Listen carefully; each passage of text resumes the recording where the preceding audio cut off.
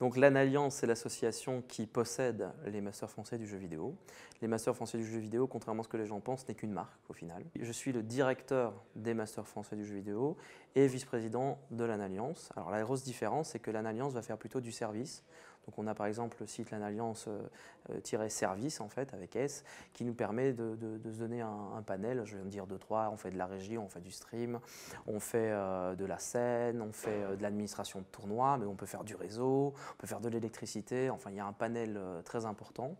Et par rapport aux Masters, on se limite uniquement à la partie e-sport. Donc la partie e-sport, la partie relation avec les joueurs, avec les événements, mais pour rentrer dans notre circuit et dans notre compétition. Alors évidemment, pour ne pas justement que cet amalgame soit fait, on communique uniquement sur la marque.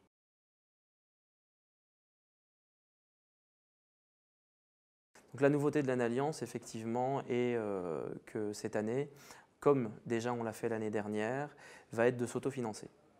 Donc on était jusque-là tributaire des partenariats, tributaire du mécénat au final, et ça ne nous permettait pas d'annoncer des choses longtemps à l'avance, parce que on ne sait pas si un partenaire va être d'accord tout de suite ou s'il va mettre du temps à nous accorder sa confiance.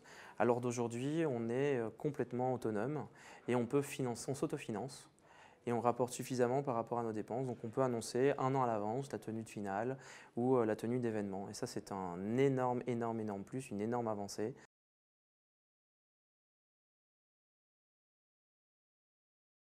Alors le bilan sur l'aspect compétitif, il est très bon. Il est très bon parce qu'on a regroupé plus d'associations que ce qu'on n'a jamais eu. On a regroupé plus d'événements également.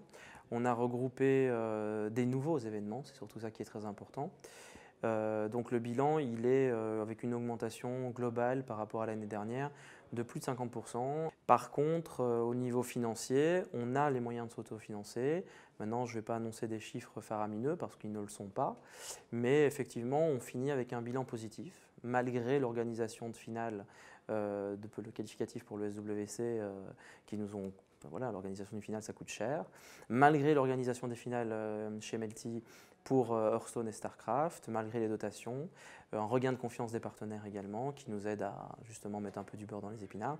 Donc voilà, notre objectif ici en termes d'association n'est pas de faire du bénéfice puisque tout est réinjecté au final dans de l'avancée matérielle ou dans des nouvelles prestations. Mais oui, le bilan, il est, on peut en être content. Franchement, j'en suis très fier.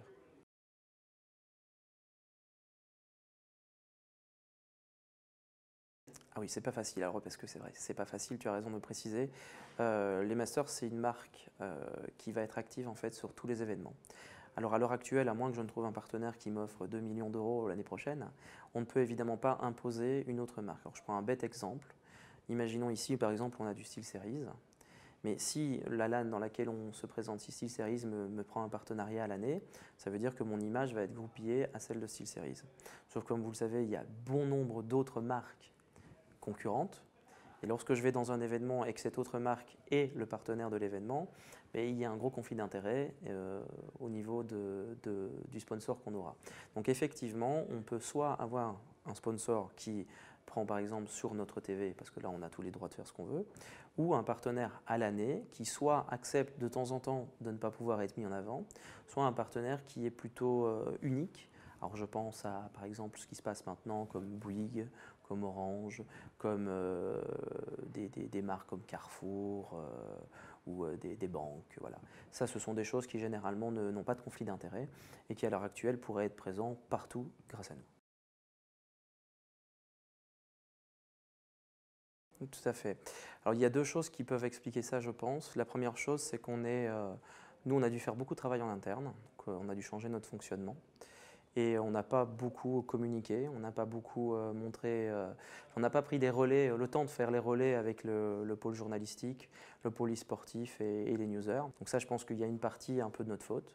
Et la deuxième partie, c'est qu'à l'heure actuelle, enfin, c'est-à-dire avant, on avait 80% des news qui étaient consacrées au tissu sportif français, sur n'importe quel site internet francophone évidemment. Et à l'heure actuelle, grâce aussi à des joueurs et des équipes comme Envy, Titan, comme des Lilbo ou autres, qui attirent en fait le regard des Français à l'international, eh bien, si on compare, les sites font beaucoup plus de news internationales et donc consacrent moins d'importance aux événements qui se passent en France. C'est un peu dommage parce que je pense qu'il faut arriver à faire une parité des deux, puisque ce qui nous fait vivre, bah, c'est le français et pas l'international. Après, la part est importante de se tenir au courant.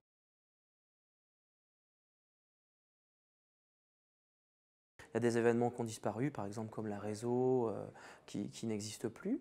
Mais il y a des nouveaux événements, effectivement, qui ont pris le relais. Il y a une nouvelle génération. Et le tissu associatif, à l'heure actuelle en France, est énorme. Après, il y a un petit peu un passage de flambeau, mais que ce soit à la fois au niveau du tissu associatif, pardon, comme au niveau de la news qui a changé. Et je pense qu'ils n'ont pas les bons interlocuteurs pour se mettre suffisamment en avant et pour dire hey, on est là, pensez aussi à nous mettre en avant sur vos news ou sur vos intitulés. Mais voilà, le tissu associatif, il est vraiment vivant. Les masters, c'est vraiment important, plus important que ça n'a jamais été.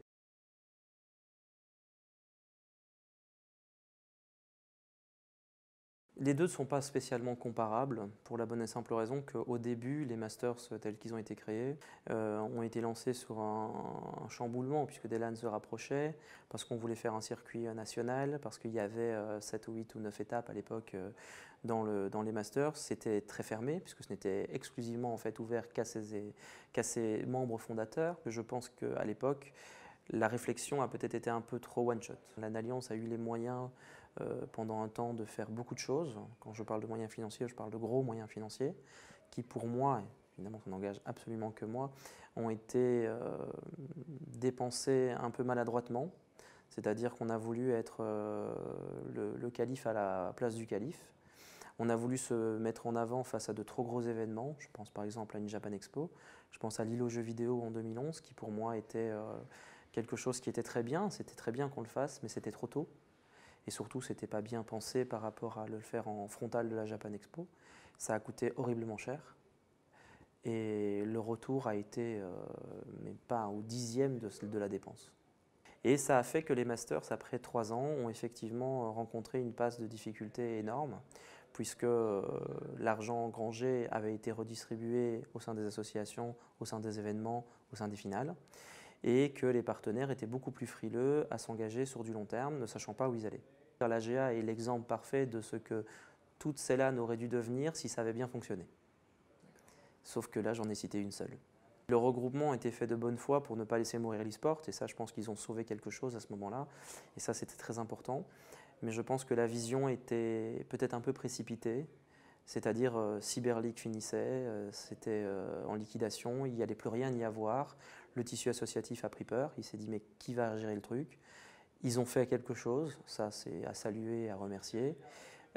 Peut-être pas avec le recul nécessaire qu'on a maintenant. C'est facile pour moi de le dire 5 ans plus tard ou 6 ans plus tard. Évidemment, dans l'action, j'aurais peut-être pas eu ce recul-là. C'est vrai que maintenant, en y réfléchissant, oui, il y a des choses qui auraient dû être faites différemment, même si, grâce à ce qui a été créé à l'époque, on en est là aujourd'hui.